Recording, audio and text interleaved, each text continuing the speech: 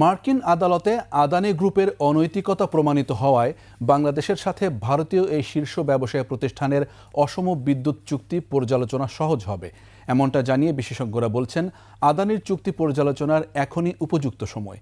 বিগত হাসিনা সরকারের আমলে অন্যায্য চুক্তির ফাঁদে ফেলে বাংলাদেশে উচ্চ মূল্যে বিদ্যুৎ বিক্রি করছে আদানি গ্রুপ। ক্যাপাসিটি চার্জের নামেও নিচ্ছে হাজার হাজার কোটি টাকা।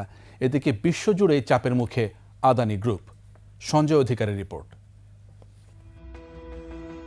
অবশেষে বেকায়দায় পড়েছে ভারতীয় আদানি গ্রুপ। ঘুষ কেলেঙ্কারির ঘটনায় যুক্তরাষ্ট্রের আদালতে অভিযুক্ত ভারতীয় এই শীর্ষ ব্যবসায়ী প্রতিষ্ঠান। আর এতেই আদানি গ্রুপের প্রতারণামূলক ব্যবসা ও অসম সব চুক্তির বিরুদ্ধে ফুঁসে উঠেছে ভুক্তভোগী দেশগুলো। ভারতীয় আদানি গ্রুপের সাথে অন্যায্য বিদ্যুৎ চুক্তি রয়েছে বাংলাদেশেরও। বিগত হাসিনা সরকার বিজেপি ঘনিষ্ঠ এই গ্রুপের সাথে অসম ও অন্যায্য বিদ্যুৎ চুক্তি করেছে। সর্বোচ্চ দামে আদানির কাছ থেকে বিদ্যুৎ কিনছে বাংলাদেশ।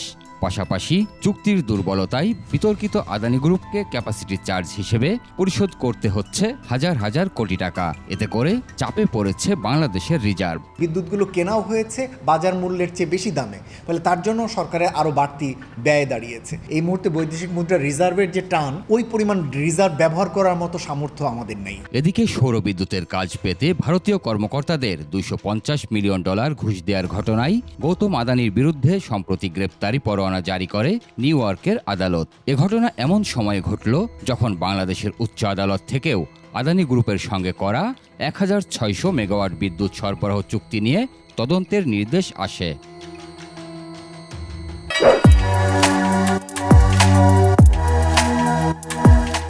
বিশেষজ্ঞরা বলছেন আদানির ব্যবসায়িক প্রতারণা এখন প্রমাণিত।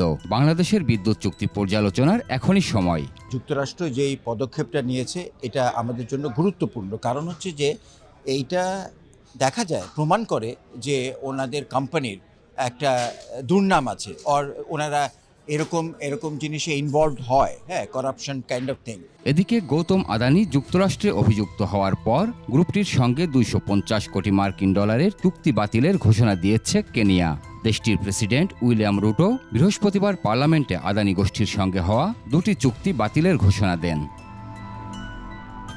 জ্বালানি বিশেষজ্ঞরা বলছেন বিভিন্ন দেশ সোচ্চার হওয়ায় আদানির কাছ থেকে কেনা বিদ্যুতের উচ্চ মূল্যের বিষয়েও তাদের ওপর এখন চাপ প্রয়োগ করতে পারবে বাংলাদেশ।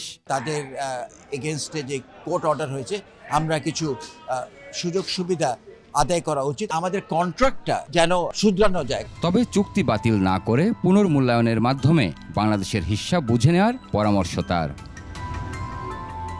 সঞ্জয় অধিকারী, 21 টেলিভিশন, ঢাকা।